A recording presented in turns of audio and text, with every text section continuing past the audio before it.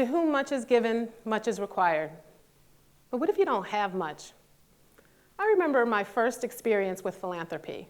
I was a full-time graduate student in New York City. I was also holding down a full-time job to make ends meet. I was also a newly saved Christian. I was learning how to live a faithful and a faith-filled life. I stood before my church community and I shared that I was struggling with tithing. I was also struggling with buying groceries, so I'd often borrow from Mr. Visa and Mrs. MasterCard. I kept track of my debt in a notebook. Then I received a fellowship for my studies. And the amount of my fellowship was so close to the amount of my debt, you couldn't tell me that wasn't a miracle. And I was blessed because someone else had saw to it to support a student they didn't even know. Someone else's philanthropy had made its way to me. And I was fortunate because my access to that was built upon opportunity after opportunity and privilege after privilege. There were then, and there still are, so many young women of color who don't have access to those resources. So I was fortunate. And while I was a recipient of philanthropy, I was learning how to do philanthropy by giving to my church. But I didn't call it that. When you think of philanthropy, who do you imagine? I learned that 100 years ago, wealthy industrialists would give away parts of their fortunes through foundations. And they were usually wealthy white men like Andrew Mellon, Henry Ford, and John D. Rockefeller. And today's billionaires like Bill Gates and Mark Zuckerberg also give their money through foundations and philanthropy organizations. You probably know about the philanthropy of Oprah Winfrey or Robert F. Smith, Black philanthropists who give millions of dollars to charities and organizations through their foundations.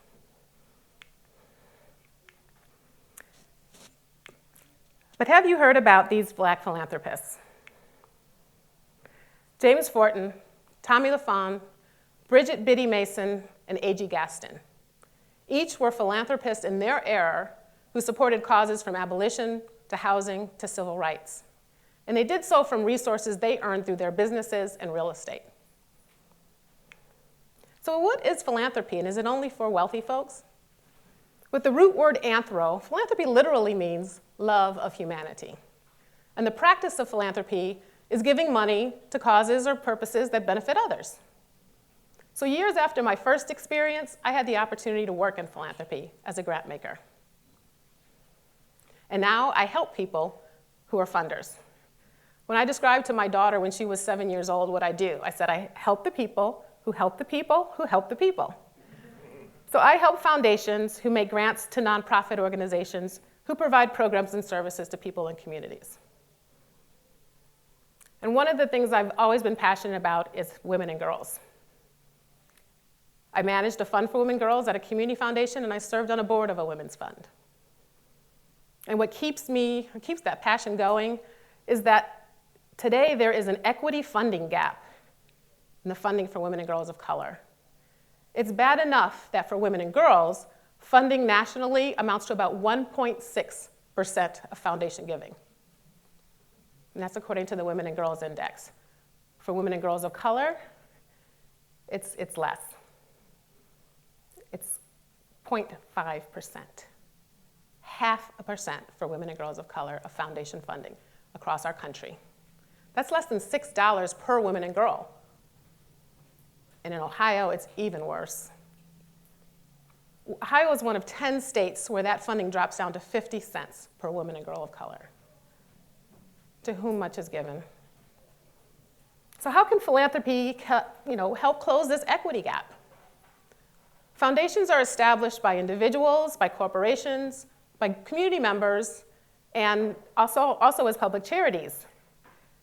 Sometimes they have staff, and they usually have a board of directors, all who participate in the decision-making about where resources go in community. Thus, they have power. The model of philanthropy, indeed, is inherent with power. Historically, foundations were established like many of the systems in our society and contribute to systemic inequities, both from the accumulation of wealth and the control of its dissemination. So when you consider the origins of wealth and the history of oppression, and even recently with the racial awakening of 2020, Many in philanthropy are shifting to center racial equity.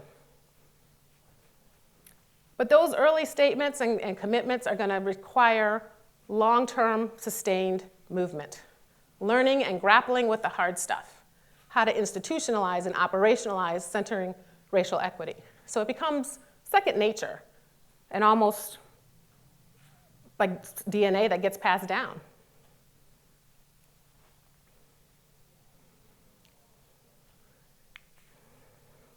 So I'd like us to consider how foundations work in community. With the new shift, many are looking at ways that they can do philanthropy differently. Some are following trust-based philanthropy, which is a project that's all about addressing the imbalance of power between foundations and nonprofits. And they suggest practices like giving multi-year unrestricted support, reducing paperwork for proposals and reports, and really being responsive and transparent, all in an effort to build trust and mutual accountability. Another way that philanthropy is shifting is through participatory decision-making. That's where community members get to come to the table and help decide where those resources will go. So sometimes that's great, but sometimes that's controlled by institutions like foundations or funds. Another form would be giving circles. Giving circles can be started by community.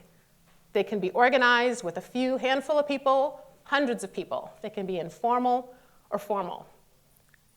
But what they do is allow for the power to reside within the circle. So imagine what giving circles by and for women and girls of color could do.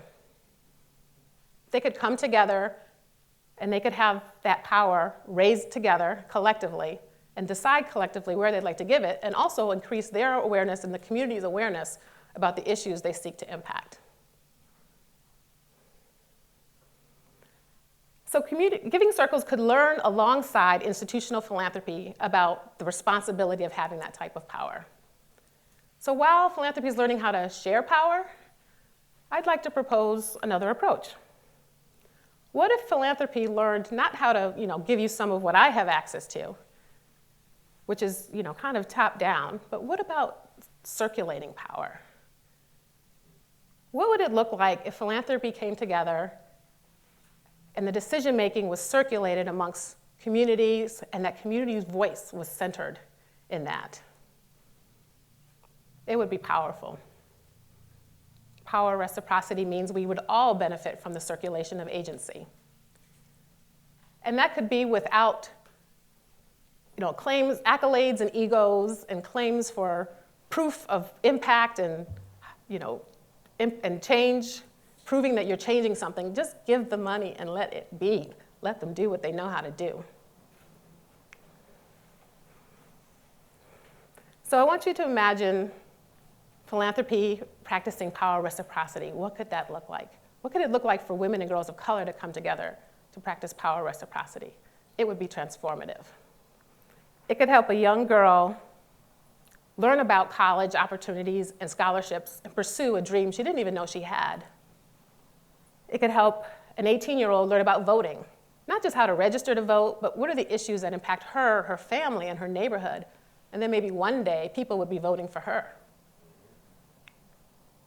It could help an 8-year-old girl learn how to code and decide she wants to have a career in STEM. It could help a young girl who never liked sports learn how to run, find her strength, and commit to never stop running. It could help a group of girls spend the summer together learning about mindfulness, writing poetry, doing art, and learning about friendship. And it could help a 12-year-old girl who helps plan the activities for her and her peers in her community center, because the center is run by women that look like her, and they give her agency and voice, and she knows that she matters. So what does a philanthropist look like? You don't have to be a billionaire philanthropist to have the impact on the lives of women and girls of color. Who is a philanthropist? Me? Your mom? Your sister? Your aunt? Your neighbor? You. Thank you.